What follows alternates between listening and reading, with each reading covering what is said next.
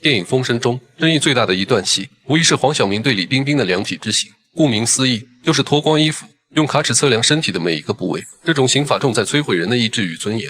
在拍摄这段戏时，尽管李冰冰已经做好了充足的准备，甚至喝了8两白酒壮胆，可当开拍时，黄晓明的手术刀割开她的衣服，本能的抗拒还是让她崩溃。那声吼叫正是她临场的发挥。李冰冰一度不能出戏，李明玉的身上没查出任何信息，而东楼那边却出现了突发情况。手下监听到吴志国竟然闯进了顾小梦的房间，王田香急得从椅子上窜了起来，窃听器里传来了两人的争吵。